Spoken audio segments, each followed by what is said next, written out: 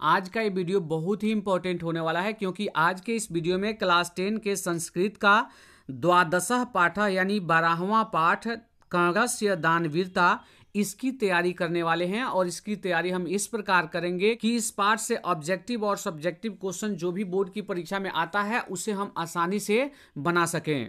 यहाँ हम कर्णस्य दानवीरता पाठ के पाठ परिचय के महत्वपूर्ण बिंदुओं को देखेंगे और उसके बाद जो है इस पाठ के महत्वपूर्ण बिंदुओं को देखेंगे, जिससे हम ऑब्जेक्टिव और सब्जेक्टिव क्वेश्चन जो है बहुत ही आसानी से बना लेंगे। क्योंकि सब्जेक्टिव क्वेश्चन जो आता है 2-2 नंबर का, 8-2 16 नंबर का, वो 16 नंबर का जो क्वेश्चन है वो हिंदी में आता है और उसका जवाब भी हिंदी में देना होता है। और ज़्यादातर ऑब्जेक्टिव हिंदी में ही आते हैं और उनका जवाब हिंदी में देना होता है। और संस्कृत में भी क्वेश्चन आता है तो ज्यादातर संस्कृत का शब्द हम हिंदी में प्रयोग करते हैं, तो मिला जुला के हम उसका भी जवाब आसानी से दे लेंगे, वहां भी कोई दिक्कत नहीं है। और अंत में जो है इस वीडियो में हम 22 जो है महत्वपूर्ण ऑब्जेक्टिव क्वेश्चन भी देखेंगे और समझेंगे कि ये पाठ की तैयारी हमने जो किया, क्या उस तैयारी से हम ऑब्जेक्टिव प्रश्न को बना पाते हैं कि नहीं। और सब्जेक्टिव क्वेश्चन आंसर का वीडियो बाद में आएगा, वहां भी आप समझ पाइएगा कि ये कितना महत्वपूर्ण है जो इस वीडियो में मैं बताया हूं। तो कुल मिला के ये वीडियो आपके लिए बहुत ही इंपॉर्टेंट होने वाला है, तो आपसे रिक्वेस्ट है कि आप वीडियो को पूरा वॉच करें और वीडियो से लाभ उठाएं। तो चलिए आज के वीडियो की शुरुआत कर्णस्य दानवीरता पाठ के पाठ परिचय के महत्वपूर्ण बिंदुओं से करते हैं। वीडियो शुरू करने से पहले एक और बात का ध्यान देंगे, यदि वीडियो अच्छा लगता है, वीडियो से लाभ मिलता है तो वीडियो को लाइक करें। चैनल पर नए हैं तो चैनल को सब्सक्राइब करके बेल आइकन को दबा दें। साथ ही साथ इस वीडियो को अपने दोस्तों के साथ शेयर करें ताकि वे भी इस वीडियो को देखकर लाभ उठा सकें। तो चलिए हम पाठ परिचय का पहला बिंदु देखते हैं। कर्णस्य दानवीरता मतलब कर्ण की दानवीरता पाठ भास रचित मतलब भास द्वारा लिखा गया कर्ण भार नामक रूपक से संकलित है। तो कर्ण भार नामक रूपक से कर्णस्य दानवीरता लिया गया है, जो महाभारत से लिया गया है। अगले पॉइंट में है भी कि कर्ण भार नामक रूपक की कथा महाभारत से ली गई है। ये कहां से लिया गया है? महाभारत से। चलिए अगले पॉइंट को देख लेते हैं। महाभारत की लड़ाई में कुंती पुत्र कर्ण मतलब कुंती के ही बड़े पुत्र थे कर्ण, लेकिन पांचों पांडव को पता नहीं था कि वे जो है मेरे ही भाई हैं, अर्थात वो पांचों पांडव कुंती के ही पुत्र थे। ने मतलब ये कर्ण ने जो है कौरवों की पक्ष की ओर से लड़ाई किया था, मतलब पांडवों के खिलाफ जो है कौरव की तरफ से मिले थे। कर्ण को भी पता नहीं था कि मैं कुंती का पुत्र हूं, और ये पांचों पांडव को भी ये पता नहीं था कि कर्ण जो है मेरे भाई हैं, मतलब हम सभी कुंती के पुत्र हैं और ये भी कुंती के पुत्र हैं। लेकिन कुंती को ये बात पता था कि कर्ण मेरा बेटा है। आगे हम पाठ के महत्वपूर्ण बिंदु को देखेंगे तो वहां भी हम समझ पाएंगे इन चीजों को। चलिए अगले पॉइंट को देखते हैं। कर्ण सूर्य का पुत्र था। कर्ण किसका पुत्र था? सूर्य का, जिनका जन्म कवच कुंडल के साथ हुआ था, और इस कवच कुंडल के रहते कर्ण को कोई मार नहीं सकता था। और धोखे से अर्जुन के जो पिता थे, कौन? इंद्र, उन्होंने जो है कवच कुंडल जो है दान में मांगा है। किससे? कर्ण से, जो कवच कुंडल दे दिया है, यानी अपने प्राण को दान में दे दिया है। मतलब कवच कुंडल को दे देना मतलब उसे अब कोई मार सकता था, तो ये दान में दिया है, छल से अर्जुन के पिता लिए हैं, तब जो है अर्जुन कर्ण को मार पाए हैं। तो ये ध्यान रखिएगा।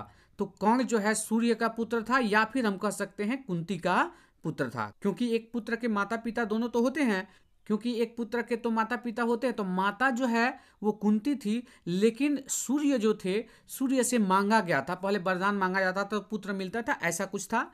तो इस प्रकार जो है कर्ण सूर्य के पुत्र हैं, ये ध्यान रखिएगा। चलिए अगले पॉइंट में है कवच कुंडल के रहते कर्ण को कोई मार नहीं सकता था। मतलब अगर कवच कुंडल जब तक रहता कर्ण के पास तो कर्ण को कोई मारने वाला नहीं था। और यही इंद्र भगवान जो थे अपने बेटे अर्जुन को जिताने के लिए कवच कुंडल जो है कर्ण से साधु का भेष धारण करके छल कपट से मांग लेते हैं। और कर्ण जानते हुए वो दान में कर्ण जानते हुए भी दान में दे देता है। किसको? इंद्र भगवान को। इसलिए कर्ण को दानवीर कहा गया, मतलब दान देने में सबसे बड़ा वीर, अपने प्राण को ही दान में दे दिया है उसने। अगले पॉइंट में है अर्जुन इंद्र का पुत्र थे, मतलब अर्जुन जो है इंद्र के ही पुत्र थे, ऐसा मैंने पहले भी बताया है। चलिए हम अगले पॉइंट को देखते हैं। इंद्र, यहाँ इंद्र होना चाहिए, गलती से लिखा गया है। इंद्र ने अपने पुत्र अर्जुन की सहायता के लिए छल पूर्वक कर्ण से कवच कुंडल दान में ले लिया, जो कि मैंने पहले भी बताया। अगले पॉइंट में देखेंगे फिर से, कर्ण ने अपनी दानवीरता की रक्षा के लिए, मतलब कोई दान में मांगे और मैं न दूं तो उसने, मतलब कर्ण ने अपनी दानवीरता के लिए अपना कवच कुंडल ब्रह्मधारी इंद्र को दे दिया। मतलब वो साधु के भेष में, ब्राह्मण के भेष में आए थे भिक्षा मांगने के लिए, उनको यानी इंद्र भगवान को जो है कर्ण ने अपना कवच कुंडल दे दिया है। तो ये था पाठ परिचय का महत्वपूर्ण बिंदु। इससे भी क्वेश्चन आता है, ऑब्जेक्टिव और सब्जेक्टिव दोनों। चलिए हम इस पाठ कर्णस्य दानवीरता पाठ के महत्वपूर्ण बिंदुओं को देखते हैं। तो इसके महत्वपूर्ण बिंदु में पहला बिंदु है, ब्राह्मण वेश धारण करके इंद्र सूर्य पुत्र कर्ण के पास जाते हैं और कहते हैं मैं बहुत बड़ी भिक्षा मांगता हूँ। मतलब ब्राह्मण का भेष धरे हैं इंद्र भगवान, जो अर्जुन के पिता थे, और अर्जुन को युद्ध में जिताने के लिए कर्ण से कवच कुंडल मांगते हैं। अगले पॉइंट में हम देखेंगे इसे। कर्ण कहता है मैं अति प्रसन्न हूँ भगवान, मैं आपको नमस्कार करता हूँ। यहाँ आप होना चाहिए, मैं आपको नमस्कार करता हूँ, प्रणाम करता हूँ। अगले बिंदु में है, इंद्र अपने आप में सोचते हैं यदि मैं दीर्घायु हुआ कह देता हूँ तो मेरी कामना पूरी नहीं होगी। क्योंकि कर्ण को मारना था, अर्जुन द्वारा जो है पराजित करना था किसको, कर्ण को। अगर ये आशीर्वाद दे देते इंद्र भगवान तो फिर जो है कर्ण की मृत्यु नहीं होती। इसलिए इंद्र भगवान दीर्घायु हुआ ऐसा आशीर्वाद नहीं देते हैं। यदि मैं नहीं कहूँगा, मतलब कुछ भी नहीं कहूँगा प्रणाम के बाद, नमस्कार के बाद, तो मुझको मूर्ख मानेगा। इसलिए इंद्र कर्ण से कहते हैं सूर्य के समान, चंद्रमा के समान, हिमालय पर्वत के समान तथा सागर के समान आपका यश फैलता रहे। लेकिन ये नहीं कहते हैं कि दीर्घायु हुआ, क्योंकि ऐसा कह देते तो फिर कर्ण की मृत्यु नहीं होती। चलिए हम अगले पॉइंट को देखते हैं। हमें उतना ही समझना है जिससे हम क्वेश्चन का आंसर दे सके और हमें ज्ञान मिल सके। कर्ण कहता है हे भगवान दीर्घायु हुआ ऐसा क्यों नहीं कहते हैं। कर्ण जो है इंद्र भगवान से कहता है कि आपने ऐसा आशीर्वाद क्यों नहीं दिया कि मेरा उम्र लंबा हो, यानी दीर्घायु हुआ ऐसा क्यों नहीं कहा, या फिर ऐसा ही कहना अच्छा है, मतलब ये जो आपने कहा अभी वही अच्छा है। तो ऐसा कह रहे हैं कौन, तो ऐसा जो है कर्ण कहते हैं। चलिए इसके आगे एक श्लोक है और श्लोक का अर्थ समझ लेते हैं। व्यक्ति को धर्म की रक्षा अवश्य करनी चाहिए, क्योंकि राजा का ऐश्वर्य सांप की जीभ की तरह चंचल होता है। इसलिए प्रजा पालन करने वाला राजा प्राण देकर भी प्रजा की रक्षा करते हैं तथा यश धारण करते हैं। अगला पॉइंट देखेंगे। कर्ण आगे कहता है श्रीमान आप क्या चाहते हैं, मैं क्या दूं। मतलब ये जो है इंद्र भगवान से कहते हैं कर्ण कि आपको क्या चाहिए, मैं क्या दूं। और आगे भी कर्ण ही कहते हैं मैं बहुत बड़ी भिक्षा देता हूं, मैं आभूषण सहित, मतलब आभूषण के साथ, गहनों के साथ 1000 गाय देता हूं। इंद्र फिर कहते हैं 1000 गाय, मैं थोड़ी देर दूध पीऊंगा, नहीं चाहिए कर्ण, नहीं चाहता हूं। इंद्र भगवान को तो कवच कुंडल चाहिए था, तो दूसरा तो ये लेंगे नहीं। तो अगले पॉइंट में कर्ण कहता है आप क्या चाहते हैं यह भी तो बताएं, हजारों घोड़े देता हूँ। दूसरी बार इसने कहता है कि मैं हजारों घोड़े देता हूँ। फिर इंद्र कहते हैं घोड़े ही, थोड़ी देर सवारी करूंगा, नहीं चाहता हूँ कर्ण, मैं नहीं चाहता हूँ। फिर आगे कर्ण कहता है आप क्या चाहते हैं, दूसरा भी सुने, हाथियों का अनेक समूह आपको देता हूँ। आगे इंद्र कहते हैं हाथी ही थोड़ी ही चढ़ता हूँ, नहीं चाहता हूँ, मैं नहीं चाहता हूँ। यहाँ पे मैं होना चाहिए, ध्यान दीजिएगा। ये कहते हैं कि हाथी ही मैं थोड़ा ही चढ़ता हूँ, हाथी पे मुझे हाथी नहीं चाहिए। आगे कर्ण कहता है आप क्या चाहते हैं, और भी सुने, जरूरत से अधिक सोना देता हूँ। तो आगे इंद्र भगवान क्या कहते हैं, इंद्र भगवान को तो एक ही चीज लेना था, कर्ण से उसका कवच कुंडल ले लेना था, ताकि इनका बेटा जो है इनको पराजित कर सके, मार सके महाभारत की युद्ध में, और धर्म की स्थापना हो सके। इंद्र कहते हैं मैं लेकर जाता हूँ, थोड़ी दूर जाकर, मैं नहीं चाहता हूँ कर्ण, नहीं चाहता हूँ। मतलब इंद्र भगवान की एक नाटकीय स्थिति है, थोड़ी दूर सोना लेके जाते हैं और कहते हैं कि नहीं चाहता हूँ, मुझे नहीं चाहिए ये। आगे कर्ण कहता है जीत कर भी देता हूँ, मतलब भूमि जीत कर देने की बात कहा है कर्ण ने। तो ये इंद्र आगे कहते हैं भूमि लेकर क्या करूंगा।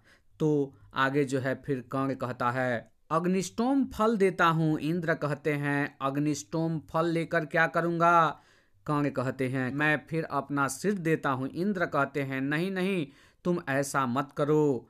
कर्ण कहता है डरो नहीं, डरो नहीं, आप प्रसन्न हो जाएं। और भी सुने, और भी आगे क्या देने की बात करता है। कर्ण ब्रह्मधारी इंद्र से कहता है कि मेरा जन्म इस कवच कुंडल के साथ हुआ है, यह कवच कुंडल देता हूँ, जो असुरों के द्वारा भेद्य नहीं है। फिर भी यदि आपको यही कवच कुंडल लेने की इच्छा है तो मैं प्रसन्नता पूर्वक देता हूँ। तो देखिए, राक्षस जो है इस कवच कुंडल को नहीं भेज सकते थे, अर्जुन भेज सकते थे, कृष्ण भी उनके सारथी थे, उनके द्वारा ये सब संभव था।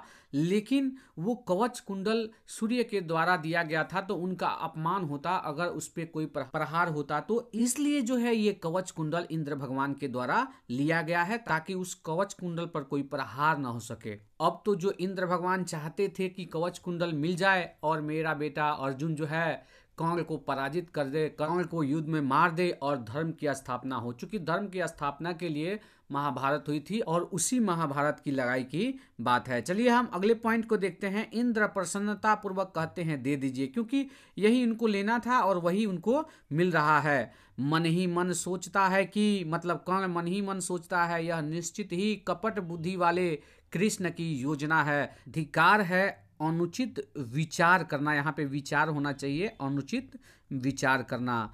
मतलब मन ही मन कर्ण सोचता है कि मैं ये कवच कुंडल दे रहा हूँ, लेकिन क्योंकि वो युद्ध का समय था और ये सोच रहे हैं कि वही कृष्ण जो कपट बुद्धि वाले थे उन्होंने ही बुद्धि लगाया है, और ये धिक्कार है ऐसे अनुचित विचार पर। और जो है कर्ण अपने कवच कुंडल को ब्रह्म वेशधारी इंद्र भगवान को दे देता है। अगले पॉइंट को देख लेते हैं। अगला पॉइंट है शल्यराज कहते हैं हे महाराज मत दीजिए मत दीजिए। कोई मना कर रहा है किनको? कर्ण को कि मत दीजिए। आगे कर्ण जो है शल्यराज से कहता है रोको मत देखो। एक श्लोक के माध्यम से कुछ बातें कहा गया है। समय बीतने पर शिक्षा नष्ट हो जाती है, मजबूत जड़ों वाले वृक्ष धराशायी हो जाते हैं। मतलब समय बीतेगा और एक दिन सब कुछ नष्ट होना ही है, चाहे वो कितने शक्तिशाली हो या अधिक उम्र वाला हो, लेकिन एक दिन नष्ट होगा। एक स्थान से दूसरे स्थान तक, अर्थात नदी तालाबों में गया हुआ जल सूख जाता है, लेकिन किया गया हवन तथा दान रूपी पुण्य सदा स्थिर होता है, हमेशा के लिए स्थिर होता है। यानी हमारे कर्म हवन और दान ही यहाँ रह जाते हैं। तो यही था कांग्रेस दान वीरता का महत्वपूर्ण पॉइंट। ये जो महाभारत है, जो धर्म स्थापना के लिए युद्ध हुआ था, उसी युद्ध की बात है। उस युद्ध में कर्ण को कोई नहीं मार सकता था, क्योंकि उसके पास कवच कुंडल था, सूर्य के पुत्र थे, कवच कुंडल के साथ वे जन्मे थे, उन्हें कोई नहीं मार सकता था। वैसे जो देवता थे मार सकते थे, लेकिन वो कवच कुंडल सूर्य देवता का था और उस पर प्रहार करना ठीक नहीं था। तो वही कवच कुंडल जो है अर्जुन के पिता, क्योंकि अर्जुन के खिलाफ कर्ण युद्ध लड़ रहा था कौरवों की तरफ से, और ये पांडव जो थे, पांडवों में अर्जुन, ये तब तक पराजित नहीं कर पाते जब तक कर्ण के पास कवच कुंडल था। और यही जो है ब्राह्मण का वेश धर के जाते हैं इंद्र भगवान और छल कपट से जो है कर्ण का कवच कुंडल ले लेते हैं। कर्ण जानते हुए भी दान में अपनी दानवीरता के लिए दे देता है। तो कर्ण की दानवीरता की कथा है ये, और इससे क्वेश्चन आता है तो आप आसानी से इन प्रश्नों का जवाब दे सकते हैं, चाहे वो सब्जेक्टिव आए या फिर ऑब्जेक्टिव आए। तो चलिए हम ऑब्जेक्टिव प्रश्नों को देखेंगे, जो महत्वपूर्ण ऑब्जेक्टिव क्वेश्चन है। पहला क्वेश्चन है दानवीर कौन था? तो दानवीर जो है कर्ण था, क्योंकि उसने प्राण को दान में दे दिया। मतलब कवच कुंडल को दान में देना, अपने प्राण को दान में देना हुआ। चलिए हम अगला 2 नंबर क्वेश्चन को देख लेते हैं। ब्राह्मण के वेश में कौन प्रवेश करते हैं? तो ब्राह्मण के वेश में जो है शक्र प्रवेश करते हैं। देखिए यहाँ शक्र कहा गया है किसको? इंद्र भगवान को, जो ब्राह्मण का वेश धर के जाते हैं कर्ण के यहाँ और कर्ण से जो है दान में कवच कुंडल को मांग लेते हैं। चलिए अगला क्वेश्चन देखते हैं, 3 नंबर क्वेश्चन। महाराज धृतराष्ट्र के प्रश्नों का समुचित उत्तर कौन देते हैं? तो महाराज धृतराष्ट्र के प्रश्नों का समुचित उत्तर कृष्ण देते हैं। चलिए हम अगला क्वेश्चन देख लेते हैं, 4 नंबर क्वेश्चन। कर्ण के पास भिक्षा मांगने कौन आए? तो कर्ण के पास भिक्षा मांगने इंद्र भगवान आए हैं। चलिए हम अगला क्वेश्चन देख लेते हैं, 5 नंबर क्वेश्चन। कर्ण किस देश का राजा था? तो कर्ण जो है अंग देश का राजा था। चलिए हम अगला क्वेश्चन देखेंगे, 6 नंबर क्वेश्चन। महतराम भिक्षयाम याचे, ऐसा किसने कहा? ऐसा जो है शक्र ने कहा, यानी इंद्र भगवान जो है गए हैं और भिक्षा मांग रहे हैं किसके? कर्ण से। चलिए हम अगला क्वेश्चन देखेंगे, 7 नंबर क्वेश्चन। कर्ण दानवीरता पाठ के कवि कौन हैं? तो कर्ण दानवीरता को भास ने लिखा है, तो भासह जवाब होगा। चलिए हम अगला क्वेश्चन देख लेते हैं, 8 नंबर क्वेश्चन। कर्ण दानवीरता पाठ किस ग्रंथ से संकलित है? तो कर्ण दानवीरता पाठ जो है कर्ण भार से लिया गया है। चलिए हम अगला क्वेश्चन देखेंगे। 9 नंबर क्वेश्चन, कंग किसका पुत्र था? तो कंग जो है कुंती का पुत्र था। अगर सूर्य आएगा तो वो भी जवाब होगा। चलिए हम अगला 10 नंबर क्वेश्चन देखेंगे। कवच और कुंडल किसके पास था? तो कवच और कुंडल के साथ कंग जो है जन्मा था, जो सूर्य पुत्र था और कुंती पुत्र था। चलिए हम अगला क्वेश्चन देखेंगे। कंग ने कवच कुंडल देने के पूर्व अंततः क्या देने की इच्छा प्रकट की? तो अंत में अपना सिर देने की बात कहा है और सबसे पहले जो है 1000 गायों को देने की बात करता है। तो ये भी क्वेश्चन में आता है कि कंग ने जो है सबसे पहले क्या दान में देने की बात कही है? तो गाय, 1000 गाय देने की बात कही है और अंत में जो है अपना सिर देने की बात कहा है। वो भी नहीं स्वीकार करते हैं, कहते हैं कि नहीं तुम ऐसा मत करो, इंद्र भगवान ऐसा कहते हैं। और जो है अंत में कवच कुंडल देने की बात करता है कंग, और इंद्र भगवान उसी के लिए गए ही हैं तो वो ले लेते हैं। चलिए अगला क्वेश्चन देखेंगे। 12 नंबर क्वेश्चन, कंग ने कवच और कुंडल किसको दिया? तो कंग ने जो है कवच और कुंडल इंद्र भगवान को दिया, जो ब्राह्मण का भेष धारण करके दान मांगने गए थे कंग के यहाँ। चलिए अगला क्वेश्चन देख लेते हैं। 13 नंबर क्वेश्चन, भिक्षुक किस भेष में आया था? तो भिक्षुक जो है ब्राह्मण की भेष में आया था। भिक्षुक के रूप में कौन आए थे? तो इंद्र भगवान आए थे, अर्जुन के पिता। चलिए हम अगला क्वेश्चन देख लेते हैं। 14 नंबर क्वेश्चन, ब्राह्मण रूप में कौन प्रवेश किया? तो ब्राह्मण रूप में इंद्र भगवान प्रवेश करते हैं। चलिए हम अगला क्वेश्चन देख लेते हैं। 15 नंबर, नौ दातव्यम यह किसने कहा? तो ध्यान दीजिएगा, ये जो है शल्य ने कहा है। जब जो है कवच कुंडल कौन दे रहे हैं ब्राह्मण भेषधारी इंद्र भगवान को, तो वो शल्य बोल रहा है कि मत दीजिए मत दीजिए, क्योंकि यही आपका रक्षक है और इसी के बदौलत आप जीवित हैं।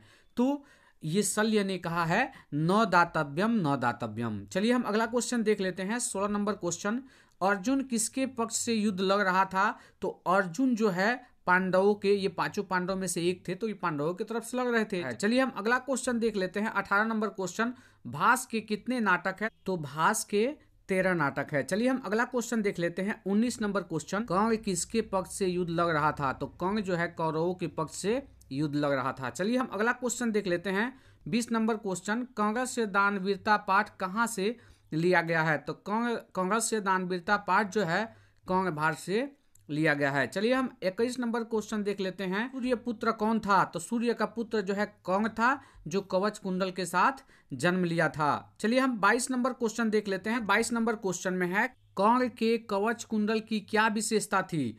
तो उसे जो है भेदा नहीं जा सकता था। कंग का जो कवच कुंडल था उसे कोई भेद नहीं सकता था, मतलब असुर जो थे वो भेद नहीं सकते थे। हालांकि जो देवता थे वो भेद सकते थे, फिर भी वो एक देवता यानी सूर्य देवता के द्वारा ही वो कवच कुंडल दिया गया था, तो उस पर प्रहार करना किसी भी देवता के लिए अच्छा नहीं था। इसलिए अर्जुन जो है उस पर प्रहार नहीं कर सकते थे, मार नहीं सकते थे। इसलिए जो है अर्जुन उस पर प्रहार नहीं कर सकते थे और अर्जुन को जिताने के लिए उनके पिता इंद्र भगवान ने जो है कवच कुंडल कंग से जो है भिक्षा में मांग लेते हैं, ब्राह्मण का भेष धारण करके, छल कपट करके। चलिए हम अगला 23 नंबर क्वेश्चन देख लेते हैं, जो इस वीडियो का अंतिम क्वेश्चन है। कंग भार नाटक किसकी रचना है? तो कंग भार नाटक जो है भास की रचना है। तो ये वीडियो का अंतिम क्वेश्चन था। आशा करता हूं कि इस वीडियो से आपको काफी लाभ मिला होगा। इसी के साथ आज का ये वीडियो यहीं पे समाप्त होता है। यदि वीडियो अच्छा लगा हो, वीडियो से लाभ मिला हो, तो वीडियो को लाइक करें। चैनल पर नए हैं तो चैनल को सब्सक्राइब करके बेल आइकन को दबा दें। साथ ही साथ इस वीडियो को अपने दोस्तों के साथ शेयर करें ताकि वे भी इस वीडियो को देखकर लाभ उठा सके। तो चलिए फिर से मिलते हैं किसी नए वीडियो में, तब तक के लिए जय हिंद, वंदे मातरम।